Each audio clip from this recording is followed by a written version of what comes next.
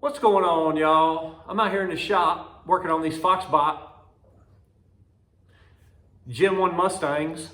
But don't click off yet, guys, because this car is going to have a ton of foxbody parts. And I'll get into that in just a second, but this episode is going to be about time.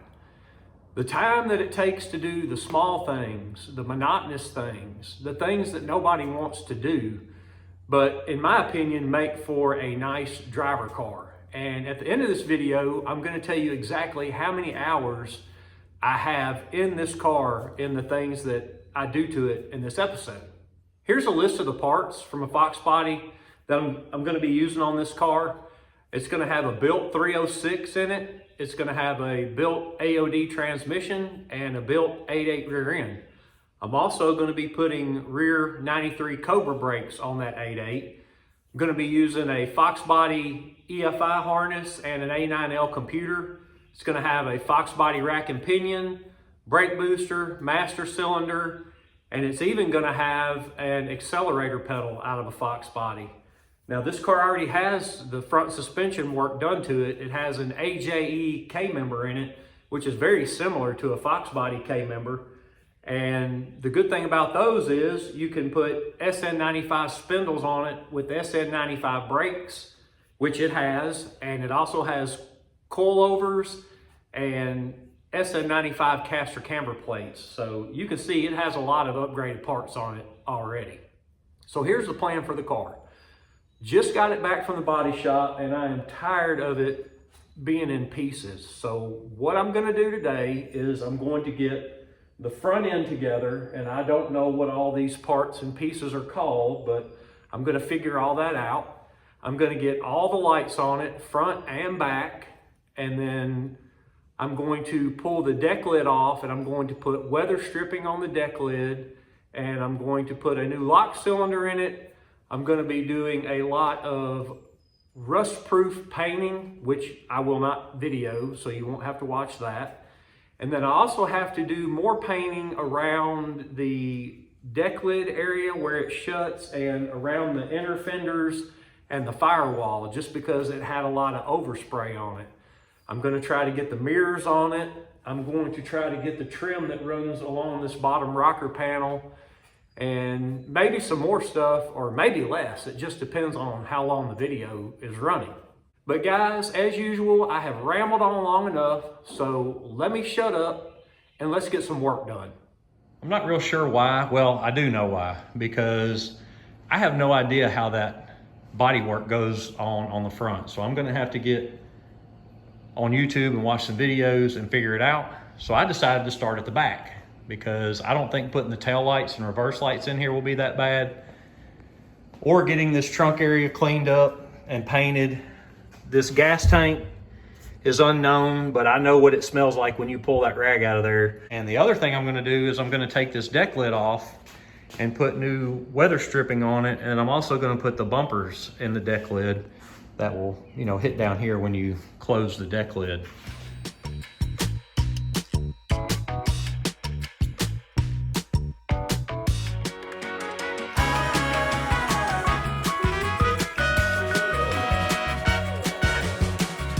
All I'm trying to do with this rattle can is just get this to be one color. And it was already black, but it seemed like some overspray and stuff had gotten on it. So I just wanted to get it one uniform color.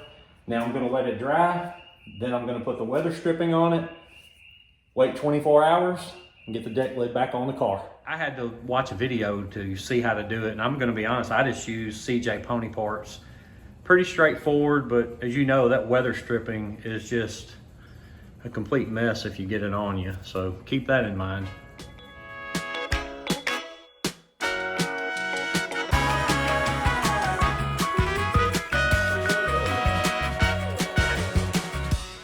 Doing stuff when you don't know what you're doing can turn into a real hassle.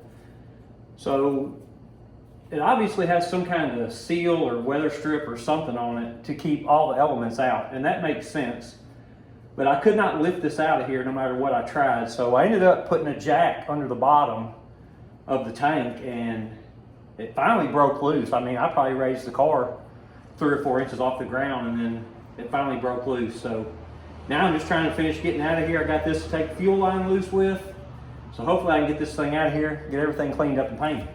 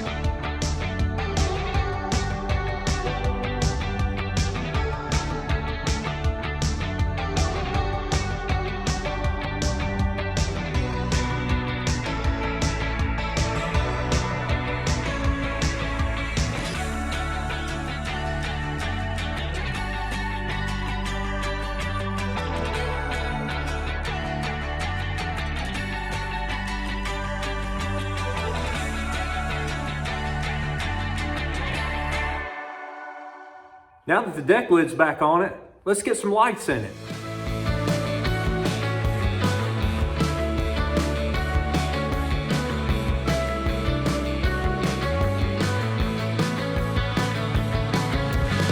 Yes, I'll come back to you, then I'll ask what have we done under the sun.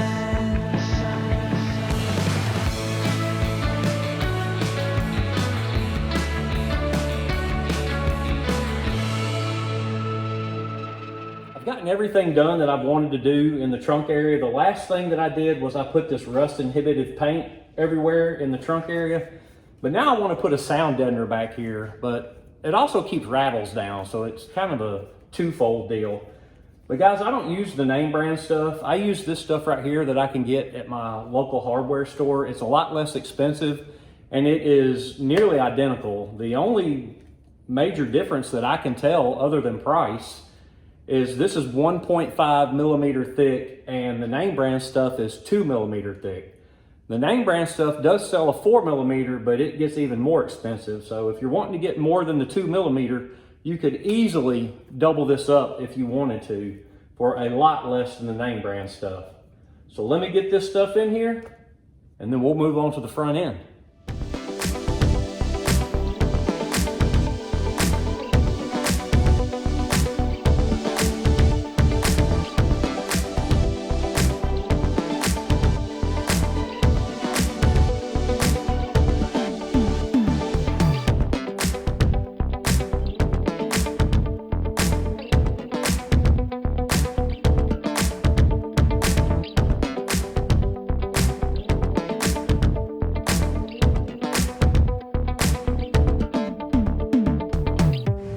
Unfortunately, I'm waiting on a $5 gasket to finish up this rear area completely. It's right there in the middle where you see the hole. That's where the filler neck goes and your gas cap goes. But there's a gasket that goes between the filler neck and the body, and it's not here yet. But this car is actually starting to look like a car again, and it's really motivating me to get more and more done.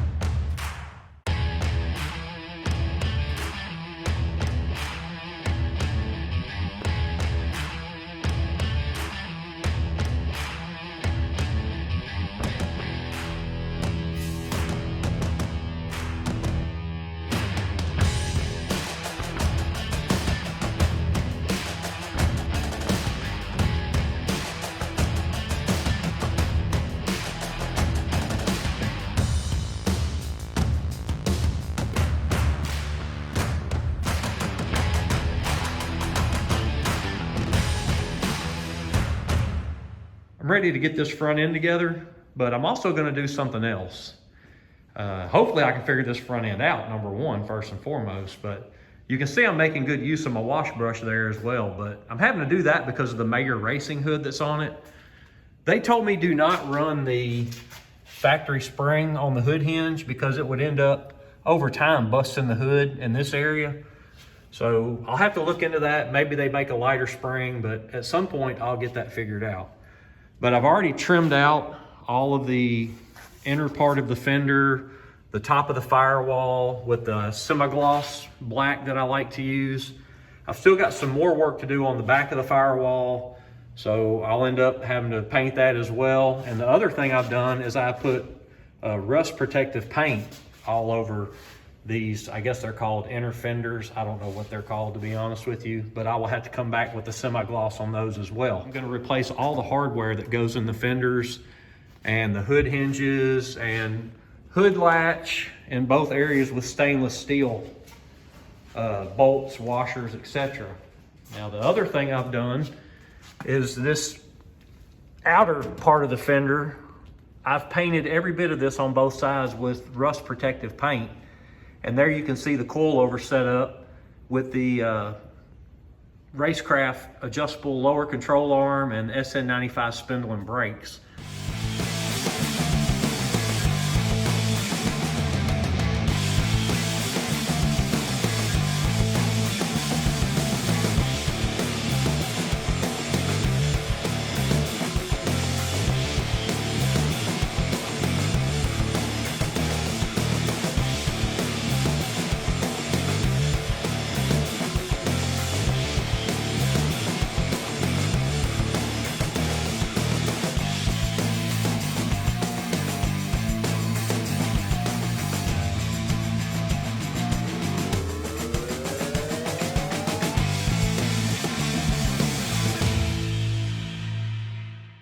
After another hour of putting stainless steel hardware on the driver's side, I'm ready to try and get this front end together. And you can probably tell I've been putting this off, mostly because I don't really know how all this goes together. I did watch some pretty good videos on YouTube though, and I've got a lot better grasp on it now than I did.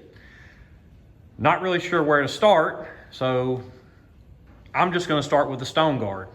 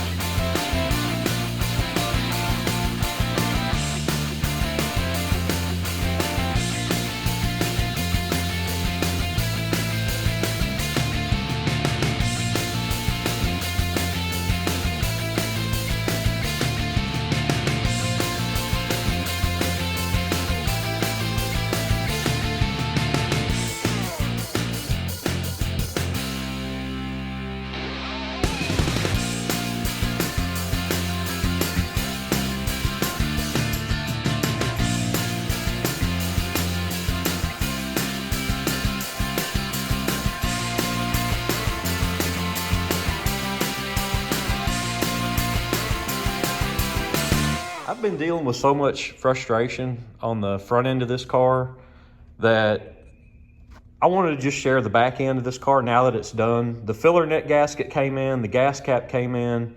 I found the exhaust inserts, and the back of this car looks really good. The body shop has done an excellent job on this car.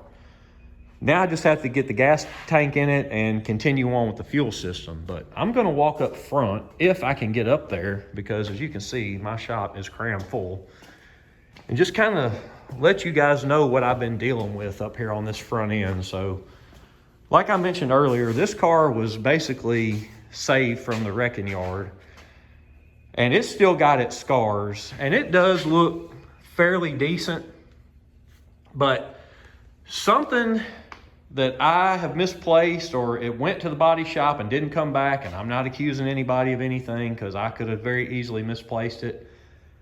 But I don't throw parts away until the car is back together. But I was missing the outer bumper brackets, which these are new, and then it has inner bumper brackets that go right here, and they're missing, so I've got to buy those. And something else I didn't realize is that there is a tab, and you probably can't see it, but there's a spring that hooks to this that lets you adjust your headlight, and this bucket is broken.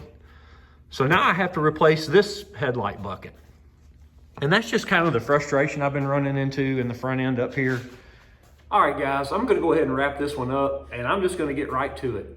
And the work that you saw in this video, 15-minute video, however long it was, I have almost 30 hours into this car. So Keep that in mind when you're taking on a project, because I felt like everything that I did to this car needed to be done to make it a good driver car. These cars that are this old and that were in as bad a shape as this car was, they need that rust protection. They need that sound deadening, because these cars are rattle traps. I even put sound deadening in my foxbody to kind of try to get and keep some of the rattles down. The other thing that I got into on this car, and it probably should have been more of the video, was frustration. Just from things as simple as shipping. It took 8 days for that filler neck gasket to get here, and it was just coming from California, and that just gets very frustrating. And the body panels, if the place you get, or the place that makes the body panels, let me be very specific, the place that makes the body panels, if they don't have any quality control, you're going to have to deal with the issues I've been dealing with. Another thing is organization. And guys, I'm generally very organized. That's why I can't believe I was missing bumper brackets and parts like that. And I also can't believe that I didn't notice the busted headlight bucket. But I'm going to get those bumper brackets, I'm going to get the headlight bucket, I'm going to get the grill and the rest of the front end of this car together, and hopefully it's going to look good.